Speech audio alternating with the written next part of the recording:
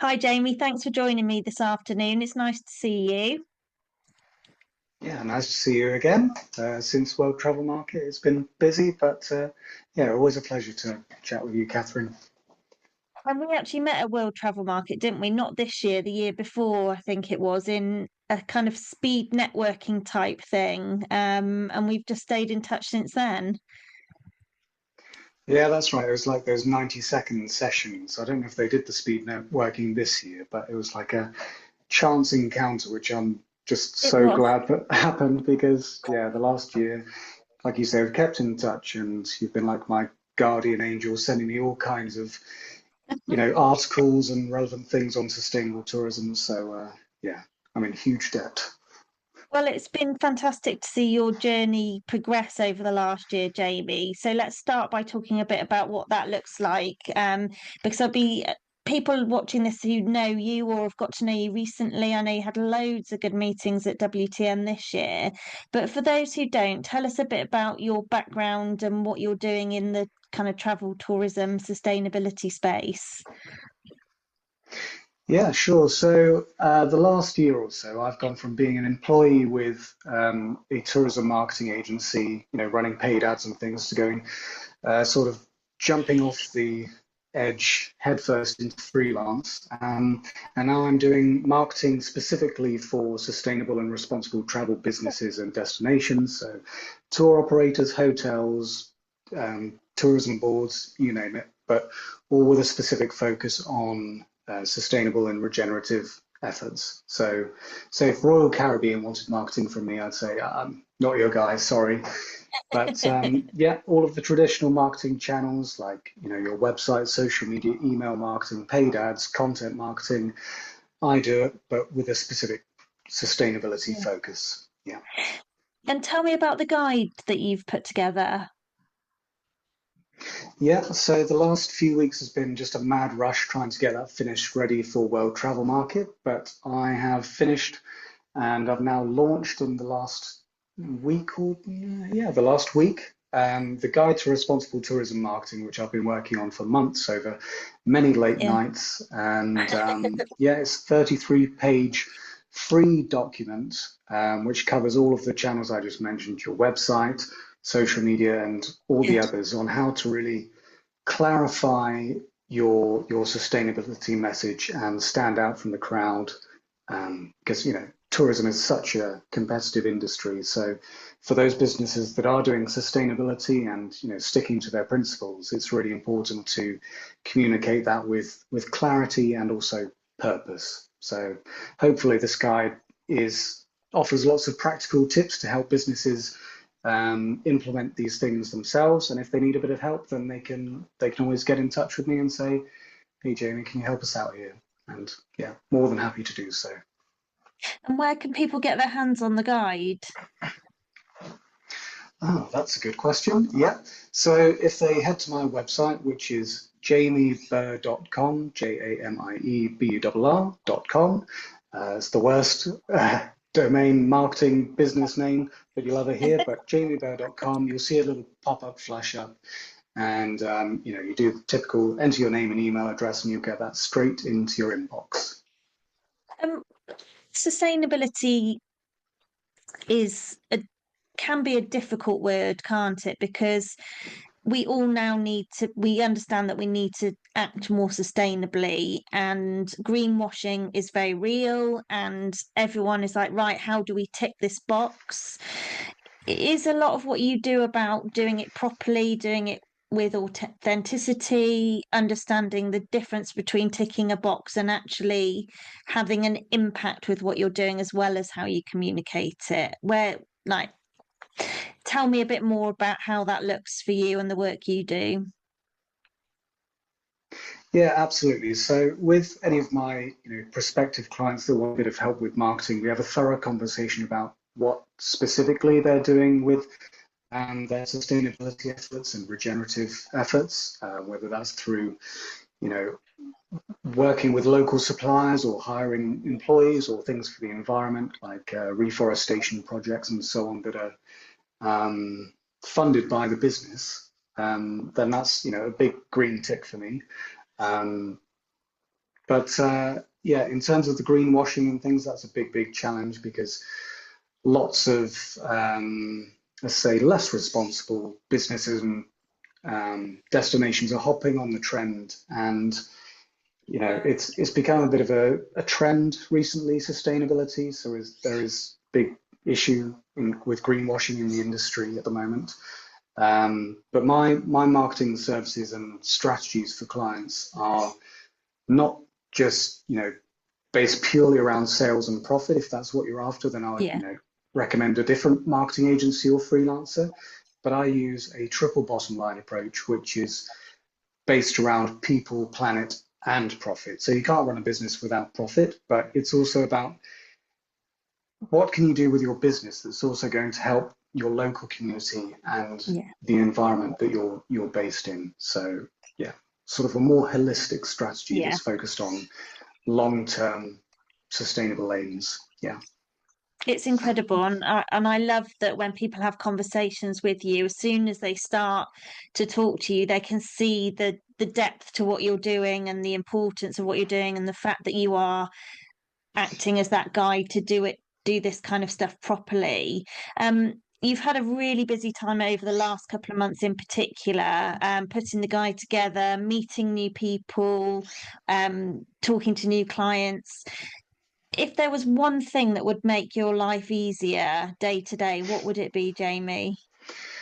Oh gosh, I've been trying to think of something that's really a niche and interesting answer. But to be honest, I think the thing that would make my life most easy at the moment is just to have like another employee or a personal assistant to just help me with Yeah. all the sort of administrative tasks and keeping on top of producing the content, on a weekly Mm, basis, whether that's on LinkedIn or through my newsletter or keeping on top of chats and comments and things. Yeah, that's eating up a lot of time at the moment. So trying to get a right balance between not just tweaking all of my posts every other day and yeah. um, yeah, focusing on the real important stuff is a bit of a challenge. So another employee or a personal assistant would Yeah. just be fantastic. Yeah. And it's a hard balance, isn't it? Because when it's your business and you are so invested in what you're doing and how you're trying to do it, even if you had that second pair of hands, letting go of all of your content and your marketing and that kind of thing, it's really difficult, isn't it? But you are only one person with a certain amount of hours in the day. So I can certainly identify with that. I would absolutely love someone just be that reassuring voice next to you saying, "You've got this. This is what the priority is. Focus. Yeah, Stop getting absolutely. I mean, that's distracted." that's the biggest, yeah, that's the biggest change and difference that I noticed from being an employee to becoming a freelancer, where it's just you by yourself. You don't have people to bounce ideas off of, or vent your frustrations to, or ask for help. Really, you've got to largely figure it out by yourself, or in some cases, just say, "Hey, ChatGPT, help me out here." Yeah. I try and not use ChatGPT as much as possible, but sometimes it's great to just get a few new ideas quickly. Yeah. Absolutely. And also just clarify your thinking and put it into some kind of logical order so you've got a starting point. I find sometimes when I've got too many ideas or possibilities, it's good to kind of redact things almost and take a step back and slim things down. So yeah, I definitely in a similar camp to you there as well. So we caught up Yeah, briefly at sure. WTM, and you very kindly bought me a box of biscuit tea because you know how seriously I take a good cup of tea. I'm never without one. Um, have you been to any Yes. other events this year, Jamie? Where have you been and what have you been up to and what's been most interesting? To be honest, I haven't really attended that many events this year. The best one in terms of, business purposes has definitely been World Travel Market because it's an Mm, opportunity to meet new tour operators and destinations and representatives. It's also what I love most about World Travel Market is reconnecting with, old friends and newer connections that you've made on LinkedIn, but you haven't had the chance yeah. to meet face to face. So just sort of solidifying those relationships and just, taking a breather from just the overwhelming atmosphere that World Travel Yeah. Market's like. It's, if you've never been to World Travel Market, the only other time that I've felt the same when I've been to World Travel Market was when I got off of the monorail from Bangkok airport into the city, and suddenly, like, Bangkok was just there, and it was like, Overload. whoa, uh, just overloaded the senses. Yeah. Yeah. Um, but other events, I mean, probably my favorite event I've been to this year was seeing my favorite band, The War on Drugs, at the Royal Albert Hall. But that's nothing to do Amazing. with tourism. But yeah, been going to catching up on the number of gigs and bands that I've been seeing this year, which has been long overdue. And what an amazing venue. Oh yeah, yeah. It's something just to go to the Royal Albert Hall without any sort of thing going on there. It's just the most amazing venue for events and gigs and things. Yeah. Oh, I haven't been to anything there for ages. I'm going to put that back on my list. Talking of lists, it's Mm. about, well, just over a month till Christmas. Tell me about something that's been on your to-do list for way too long and you're eager to get it done before we have a little bit of a break over Christmas. Well, the big one, which has been going on for almost 2 years now, is to finish off my camper van build, which I've been doing with my girlfriend. Amazing. Building a fully remote home on wheels that we can work from with solar panels, bathroom, bed, all the other amenities like kitchen and all that. But we're like into the final weeks of that project. That's going to be Wow. great and allow us to visit all kinds of amazing places. But the only other real like business goal that I've had on my list, which is still to do, is this actually. At the start of the year, I had a list of New Year's resolutions for my freelance work, and the last remaining one I had was to either start my podcast or be on someone else's podcast. And as you've done many Excellent. We've times got a before, big you've come tick to my then. rescue. You come to my rescue, Catherine, and saved the day. So yeah, that was it. Maybe next year I'll launch a podcast, but God, there's just so much to do all the time. Yeah, exactly. And I'm so excited to follow your camper van journey. The idea of being able to work from anywhere, especially if you're somewhere where you can work with an incredible view, is Mm. just my idea of heaven. So I will be following along with interest. And I think it gives you hopefully a really good way of also standing out on LinkedIn and that kind of thing when you're talking about what you do and services you offer. If a lot of your brilliant ideas are coming from a camper van parked by the sea or something. So I'm very, Mm. very hate using the word envious, but I'm very envious of your camper van adventures. It sounds incredible. Yeah, we've been really looking forward to it the last, well, it's a year overdue, so it's going to be such a relief once it's all done. The reason I've sort of like relaunched things with the website and the guide is just because I've been focusing so much the last 6 months just trying to get it finished. And Yeah. once it's all done, we can just focus on, more work, having more impact within sustainable tourism, and yeah, having much more interesting backgrounds for videos than just, Yeah. you know, uh, The Office. Yeah. I was going to ask you where you work at your best, but I think I probably know the answer. So I'm going to make it even more specific. What is your idea of the best view to have from the camper van when you're working?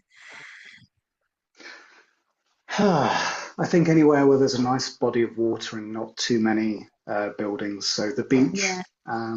is great. We haven't had too many opportunities to go out and work in the van just yet, but yeah, definitely anywhere with a body of water, so a lake that we can go paddleboarding on after working, or a swim or something.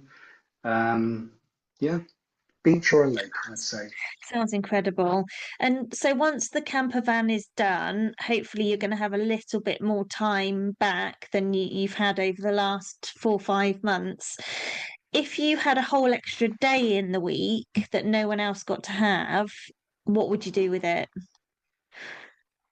Well, if it wasn't more of the same and just like struggling to keep on top of content all the time, um, I would probably use it to. I would probably alternate it. I'd dedicate one day of that extra day in the week to just uh, keeping my girlfriend happy, keep cooking her meals, and keeping her supplied with lots of tea. And the other weeks, I'd probably spend that extra day just um, probably using it to harass and lobby politicians and tourism leaders just with real influence to promote the Yeah, importance of sustainable and regenerative tourism, whether that's, putting forward the case for carbon taxes or yeah, um, the issues with frequent flyer programs or big cruise ships and their impact.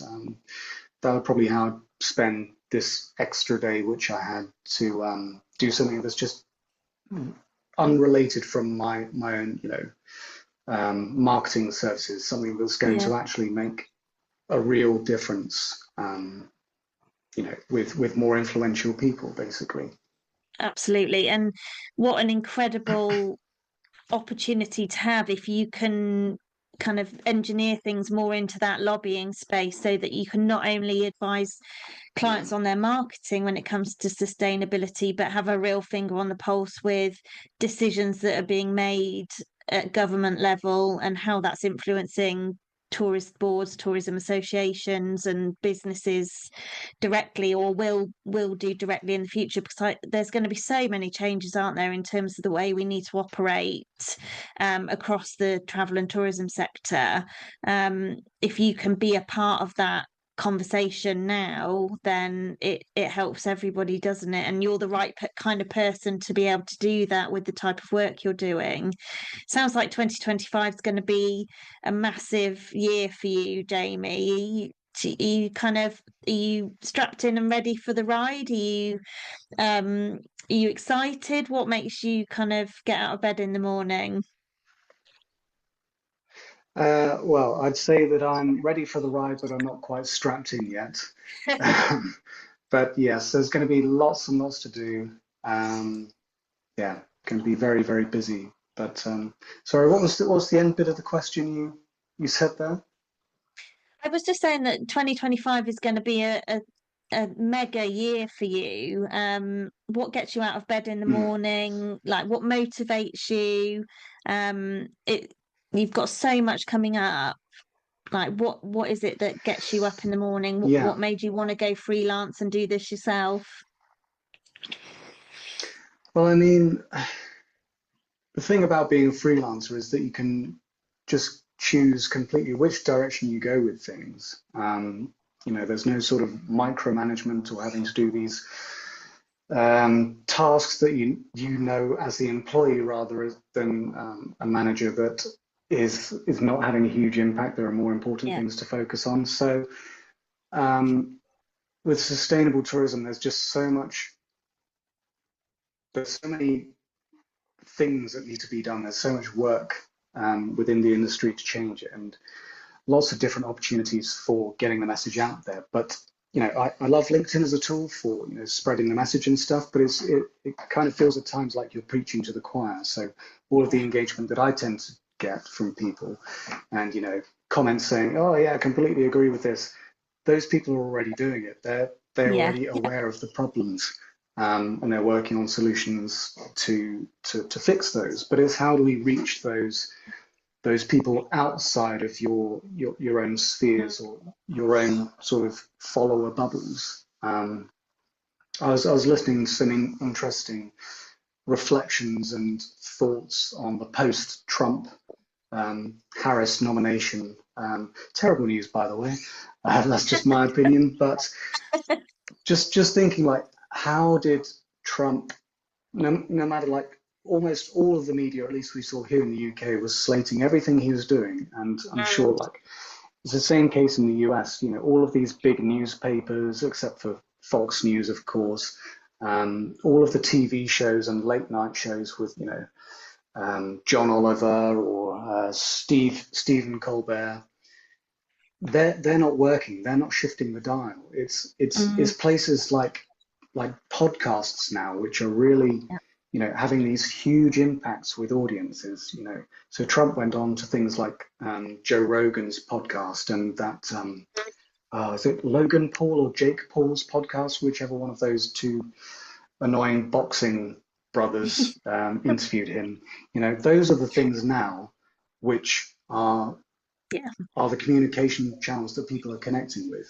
And in sustainable tourism, there's a big gap um, for podcasts. So that's something which Yeah. I'd like to get into and, invite some guests or speak to people who have completely different opposite views Yeah. to me, just so that we can try and find like a common ground where we just try to understand each other's point of view. Because, Yeah. to me, and I think many other people within my circle of friends and family, we just can't understand why you would vote for someone like Donald Trump for president, and at the same time, I can't understand why people would choose to just book a flight whenever they can without thinking of the environmental impacts.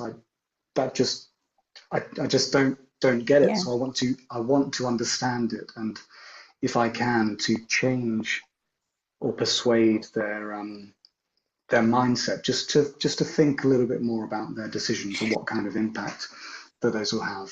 Yeah. And that's the whole point, isn't it? We can't lobby and leverage change if we don't understand people's motivations. And I think you're absolutely right. A podcast with discussions where you have opposing views and finding that common ground will make such compelling watching and listening. Um, and having those two kind of counter views and saying, okay, well, where is that middle and what does that look like and what is the compromise, I think is such a brilliant idea. So I will very much look forward to that next year. Just another thing Mm. to add to your content creation list. Maybe this second pair of hands is going to become a reality sooner than you think. God, I hope so. Yeah. You'll have to add a sidecar onto the camper van. Yeah, absolutely. Or like a skateboard or pair of rollerblades they can just hold onto with a rope. Yeah. Jamie, I've absolutely loved chatting to you this afternoon, and I'm really excited for more people to get to know you. It's already sparked a few other introduction ideas in my mind based on all of the things you're going to be doing next year. So thank you for joining me on the podcast this afternoon, and I will see you again really soon.